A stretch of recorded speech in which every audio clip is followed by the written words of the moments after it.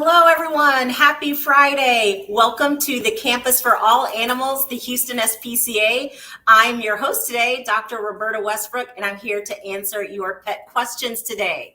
Listen, we all know that in the last several decades, there has been such an improvement in veterinary medical care that our pets are living longer, healthier lives. We are finding more and more ways to help create wonderful, long-lasting bonds between pet parents and their furry, four-legged family members. And so it's really important, since pets are living long, healthy lives, that we consider who do we want to be a part of that team to help our pets stay healthy. And that means, what kind of things do you need to consider to find a veterinarian? When you are looking for a veterinarian to be part of your family, what kind of things should you be looking for? What kind of things are important to you? And I'm going to help you work through that today a little bit. So be thinking about your questions. And for now, I want to introduce you to a beautiful girl that we have up available for adoption. Look at that face and look at those eyes. This is Gracie. Gracie came to us through our ambulance service.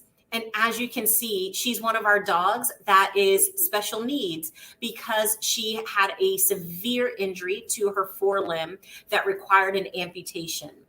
And unfortunately, we see a lot of severe injuries here at the SPCA, but we always do the best that we can to get these animals back to happy, healthy, and adoptable condition. So you can see that Gracie is doing wonderful. She's so friendly. She's a young dog, probably about a year old, and she is ready to find her forever home. I'm telling you, being three-legged is not slowing her down at all. She can do everything a four-legged friend can do and more. So come on down to our campus this weekend. There's no appointment necessary to come visit our pet. So you can just come down, bring your family, bring your friends, make a day of it, and visit with the dogs and the cats and the puppies and the kittens that we have available for adoption. Gracie is just one of the wonderful pets that we have available. So come on down and visit us. So let's talk a little bit about if you are looking for a veterinarian, you're considering adopting and you're looking for a veterinarian. First of all, the time to do that is now. If you are thinking of adopting a new pet, and maybe you don't have a pet right now, so you're thinking about it, it's time to start now. It's okay if you try to find your veterinarian first, because that's a really good thing to do. You want to find a veterinarian and a veterinary hospital that fits with your needs. So what you should do, just like you're trying to find a pet that fits with your lifestyle and your needs, you also want to find a veterinarian and a veterinary clinic that fits with your lifestyle and your needs. For example, you may want to look for a veterinary clinic that's close to your home. So if it's close to your home, you can consider, okay, if I have an emergency or I have a question, at least the veterinary hospital is going to be close to my home. I don't have to drive across town. That's a very common parameter to start with. What veterinary hospitals are in your area? And then right after that is office hours, right? Because you have to take your schedule into consideration, not only when you're adopting a pet, because you want to make sure that you have adequate time to spend with your new pet.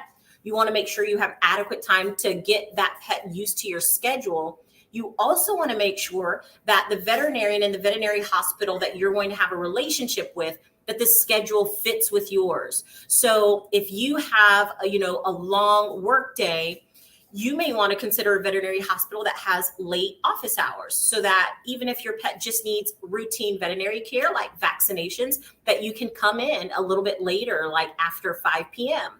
But if you have a very flexible schedule, maybe that's not as important to you. Maybe you work from home sometimes and you're available more often. Those are some things that you can start with to consider how you're going to start by finding that perfect veterinary hospital and family that's right for you. So do you have any questions before I continue? Not just yet, Dr. Westbrook. Okay, great. Then I'll just continue. So we've got location, we've got office hours. Another very important thing is payment of services. So there are times when our pets have injuries or illnesses that are unexpected. And sometimes we may not have budgeted for those injuries and illnesses, right? It happens. Sometimes tragedies happen. Our pets get out. They may be hit by a car or something. Hopefully that doesn't happen to anybody. But when we have those unexpected costs, sometimes you'd like to know whether the veterinary hospital and clinic that you are having a relationship with, what kind of payment methods they take. Do they allow for payment plans, for example? Can you pay the cost of the veterinary care in increments? You may want to know that. Sometimes you may want to know if they have credit options available where you can apply for credit and you can use it toward your pet. You may want to know whether or not they take pet insurance, health insurance. There is health insurance available for your pet. And a lot of companies that provide home insurance and car insurance actually have insurance for pets too. So you may want to contact your current insurance companies and see if they have something for your pets. So those are some options that you have available for payment. Okay, what can I help you with? All right, Dr. Westbrook, Jamie wants to know how you can get connected to a good low-cost veterinarian. Oh, that's a great question. How can you get connected to a good low-cost veterinarian? And that brings up another point. One thing that is very common, obviously, is that you're going to just do an internet search. You're going to do an internet search for clinics in your area, and you can even sort through what type of clinic it is. So you can sort through whether it's a standard clinic or whether it's affordable or low cost.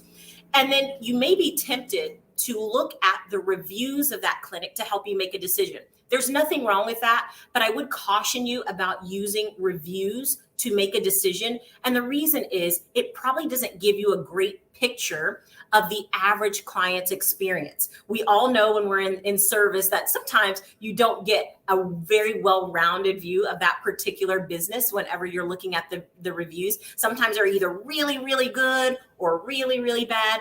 And probably what's happening is we're missing a lot of those really good experiences that are in the middle. So it doesn't hurt to look at the reviews, but probably what you want to do is use even word of mouth. Do you have a personal friend, family member that you can talk to about their experience at that particular clinic? That may be a better way.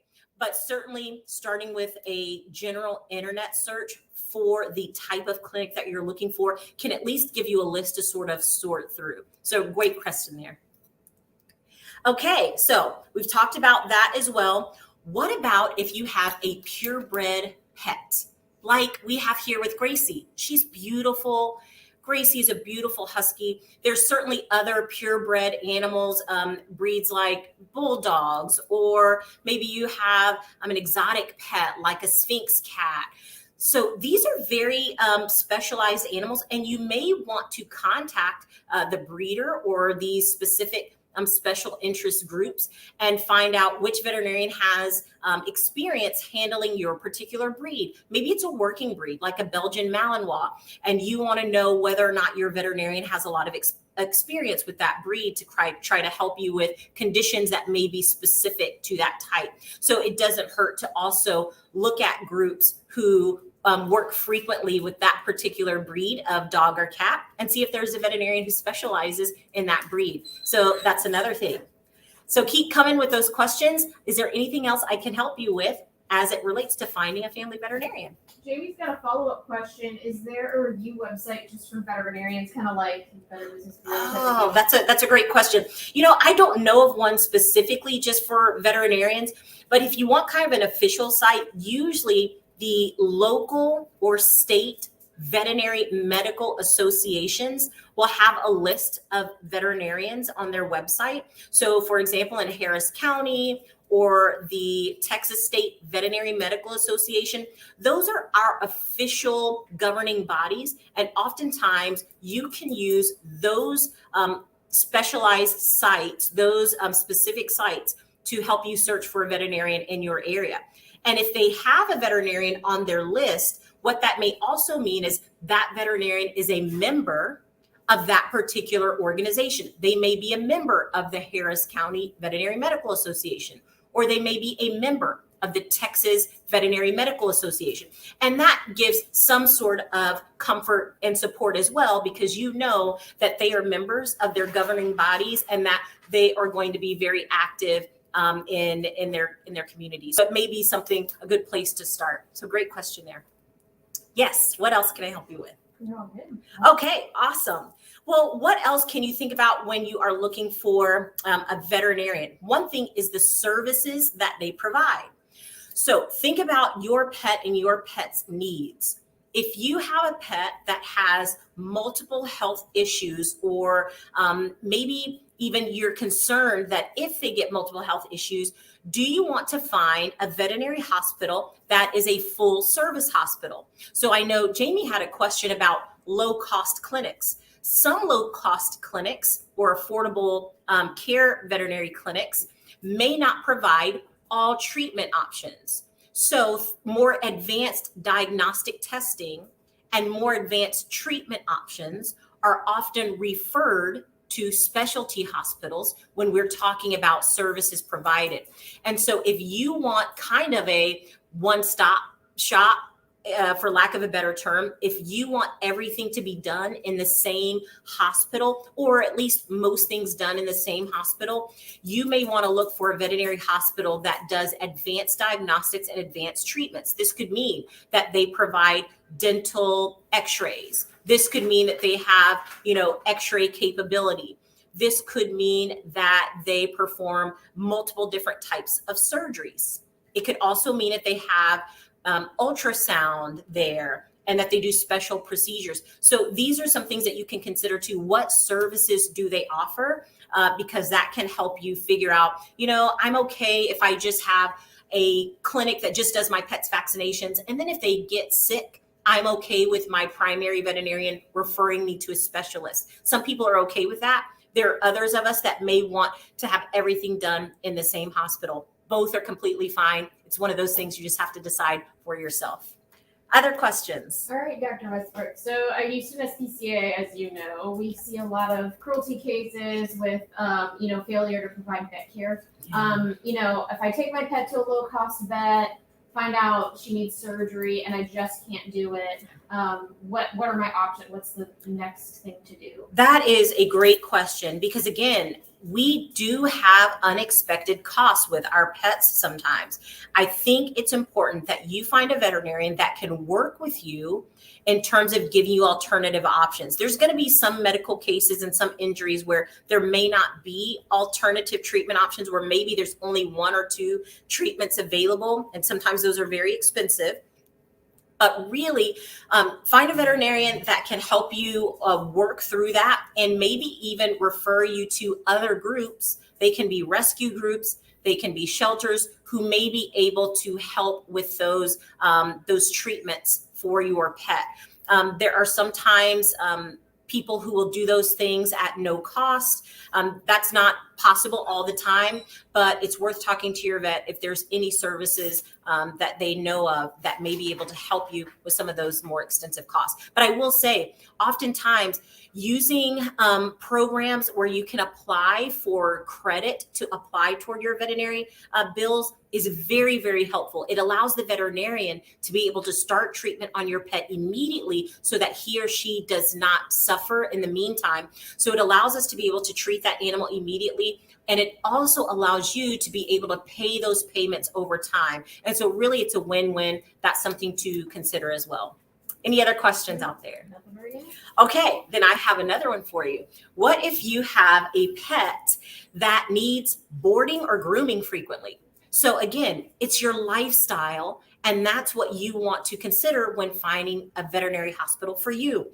If you have one of those breeds that might need frequent grooming, for example, maybe you have a poodle or a Shih Tzu or something like that where they're going to need to go to the groomer. Do you want that, again, in your veterinary hospital? Do you want a veterinary hospital that you can just go to the same place for grooming, and they can not only do the medical care because they know your pet from a medical standpoint, but they can also do the grooming and make her look beautiful? The other thing is, what's your personal work style? Are you traveling a lot? Because if you're traveling a lot and you're going to find that your pet may need to be boarded frequently, another question, do you want your pet to be able to board while you're out of town at the veterinary hospital where they get medical care? Some people prefer that because they say, if I'm out of town and my pet has an injury or an illness, I want them to be able to get veterinary attention right away. So I want to board with my veterinarian. That may not be the case for everyone. You may want them to be at like a pet spa where they can go to daycare every day. They can play with other pets. And so you just have to decide what you feel like is best for you and best for the needs of your pet. What kind of needs does your pet have? Any other questions about that? Yeah, so what if somebody's got multiple different kinds of pet, like they've got a dog and a cat or maybe a guinea pig, and is that something to consider when looking for a veterinarian? Yes. Specialize in different kind of breeds like that? That is such a great question. So this is interesting. I actually get this question a lot as a veterinarian, and I'm sure many veterinarians do, and that's, do veterinarians see every species? And when we graduate from veterinary school, we actually are able to see any species of animal that we choose to. But most veterinarians tend to want to focus their specialty and their skill in just a few species. It may be companion animals like dogs, cats, rabbits, guinea pigs, and some do both small companion animals and large companion animals like cattle and horses and sheep and goats and pigs. And so you have mixed animal veterinarians who kind of see a wider range of species. And then sometimes you have small animal veterinarians. There are also veterinarians who see exotic animals. And so those would be reptiles or, specialty type animals that are like non-human primates. And so If depends on your pets that are in your family. I know I have lots of friends who have multiple different species. They may be looking for a veterinarian who is experienced and sees all types of animal species, as opposed to maybe a veterinarian who's a small animal veterinarian or just an exotic animal veterinarian. So great question. I get that all the time. Do veterinarians see all species? And certainly we can. It's just that usually we tend to focus so that we can do a great job in the species that we see. All right, Toby's got a question, bit of a veterinary question about his cat. Yeah. He gets scabs on his tail every spring and fall, and then they go away. Yeah. You know, how does he talk to his veterinarian about stuff that's cyclical, doesn't maybe seem like a big deal? Yes. How do go about that? Great question. So a cat that gets kind of scabs on the tail seems to be seasonal every spring, every fall, and looking for a veterinarian that can help work through that. Certainly there are medical conditions that are exactly that are seasonal. And it could be what's happening in the environment, particularly if your cat goes indoor and outdoor. Is there something in your cat's environment that could be triggering that? It's spring and fall. And so that's different than summer. Sometimes summer, especially in Texas, when it's really hot and we have mosquitoes year round, there's some cats that kind of get a flea and mosquito allergy. And so that can affect the skin regularly. And so I would say, contact your veterinarian and let them take a very thorough history. It's going to seem like a lot of questions, but they're going to try to narrow down not only when it occurs, but what does it look like? Is it painful? Is it itchy? Is there anything that they can kind of point toward that may be the cause of that particular skin condition that your cat's going through? So again, if you have a veterinarian that's already working with you, great. But did you know there's also cat-only veterinarians as well? So some people don't know that. There are a lot of feline-only veterinary hospitals, and they have a very wide range of experience and knowledge about cats because they're kind of their own special breed species as well. And so that's an option as well. If you don't have a family veterinarian, consider maybe a feline-only one. That sounds great. Here's kind of a fun one. So in your experience, so you start, at a new family vet, what are some kind of red flags to kind of be on the lookout for? Like if there's something that in your experience means, ooh, this may not be a good fit. Absolutely. Red flags might be when you're just like you're going into any business, you want to feel like the staff there is treating you well. You want to feel valued. You want to feel like your time is being valued. So you can look at the organization of a veterinary hospital. And what I mean by organization is just, again, how organized are they? Does it look disorganized? Does everybody look flustered? And that can happen sometimes, right? Sometimes the days are just like that, right? So sometimes days are just going to be hectic, and you may walk in on one of those days where everybody has just, kind of at the end of their rope. But visit veterinary hospitals, visit multiple hospitals, because you can kind of get a picture of how organized they're going to be, whether you're going to have long waits, and if that's important to you, whether or not they take walk-ins or whether they're by appointment only, that's important too. Do you want a clinic that you can just walk into and be seen kind of as a first come, first serve basis? Or do you want an appointment time so that when you get there, your appointment time, you're more likely to be seen at that time? So that might be a red flag. Like, what is the culture of the hospital? You also want to be able to bond with the people that are going to have a relationship with your pet, right? So that's the receptionist, that's the veterinary technician or veterinary nurse, that's the veterinarian. You want to have a good feeling about your personal relationship because they are going to need to work with you to treat your pet. As veterinarians, we would love to be able to talk to the pets and have them talk to us and tell us exactly what's wrong and exactly what their wishes are. But really, it's the people that have to have a good relationship and that have to discuss what's in the best interest of the pet. And so that means as veterinarians and as clients, we have to have good relationships with each other. And we want to be on the same page about what is in the best interest of our pet. So make sure that you have a good relationship and that you feel comfortable talking to that veterinarian freely about what's in the best interest of your pet. So those are all great questions. I hope that helped you a little bit. And if you're looking for a new furry friend to join your family, please come on down to our campus this weekend. We have so many animals that are looking for loving homes, and we can't wait to see you. Start now looking for that veterinarian. It's never too early. So go right ahead and start now. I'm happy to speak to you guys every week. Thank you for joining us. If you're interested in helping us keep our mission going, please visit HoustonSPCA.org/donate if you'd like to help us continue our programs to save more animals. We appreciate your support, and we will see you next Friday.